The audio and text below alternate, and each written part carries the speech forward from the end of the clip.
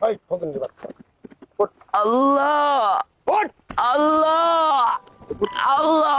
তুই কাজ বাদ দে তুই এনে বইয়ে কি করতেছ আল্লাহ ভাই কি করতেছ তোরা কাজ করতেছ তুই এনে বইয়ে নামাজ পড়তেছ ভাই আমার দুম ডাকে ধরেন না কে ভাই এই তোর অভিনয় বন্ধ কর ভাই এটা কাজ তোর বউ অভিনয় বন্ধ কর উঠ। ভাই কি করলেন এই তোমরা কাজ করো তোমরা কাজ করতেছ আর ও নামাজ পড়তেছে হ্যাঁ? কে নামাজ পড়ো হ্যাঁ এটা কি নামাজ পড়ো তাহলে নাম চলছে তার নাচতে দিবেন আপনি নাতে তোমরা কি করো আমি মুসলমান না মুসলমান হ্যাঁ তোমরা কাজ করতেছ হ্যাঁ ও এনে বইয়ে নামাজ আমরা কাজ করবো না আজকে আল্লাহ আমরা কাজ করবো না আমি করবো না এই বেটা এবারটা কি হয়েছে বেটা তুই খোলা থেকে বাড়ার পাবি বাইরে আপনার কি হয়েছে একদম বাড়ার ভিতরে দিয়ে পুরো বাইরে কলে বানাই হলাম কই দিলাম সমস্যা নাই কি করছিস? আমি কাছে 20,000 টাকা নিচ্ছি আমি দিয়ে দেবো কি এর বিষয় সমস্যা নাই দিয়ে দিমু দিয়ে দিমু। আপনি নামাজের টাইমে নাচতে পারলেন কে নাচতে দিলেন কি আমি নাতে দিমু না মানে আমি কাজ করবো না আমি এই বেটা কাজ করবি না মানে আমি কাজ করবো না ভাই রবি কি হয়েছে হ্যাঁ? এই রবি কি হয়েছে আরে ভাই এই যে মনির ভাই এই জায়গায় ও তো জানেনি 5 ওয়াক্ত নামাজ পড়ে আমরা মাঝে মাঝে পড়ি আর কথা পড়ি না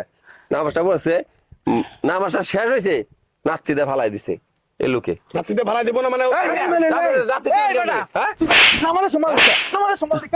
শামিম ভাই শামিম ভাই শামিম ভাই শামিম ভাই ভাই আমি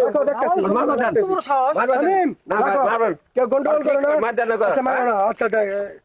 ইমান আলী আচ্ছা, এই, চুপ করো ইমান আলী মনির আমাদের এই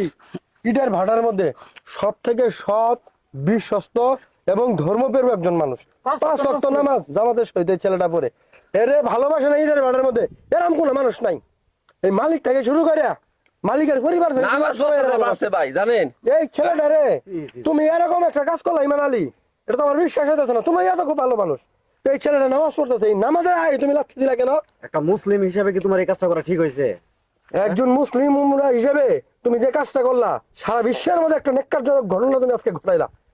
এটা যদি আজকে মানুষ যদি জানে তুমি ইমান আলী এই ছেলেটার এই কাজ করছো ইমান আলী লজ্জায় তো এই ভাটারকে মুখি দেখাতে পারবো না একটা মানুষ নিজে নামাজ পড়ে না কিন্তু আরেকজনের নামাজ পড়তে উৎসাহিত করে, আর তুমি একটা মানুষ নামাজ পড়তে যেতেছে তুমি এর বাধা দিতেছো, কাজ করছো তুমি, হ্যাঁ? আল্লাহর কাছে কি জবাব দিবা তুমি? আসলে আমি এর সাথে যে কাজটা করছি কাজটা আমি খুবই খারাপ করছি ঠিক আছে ভাইয়া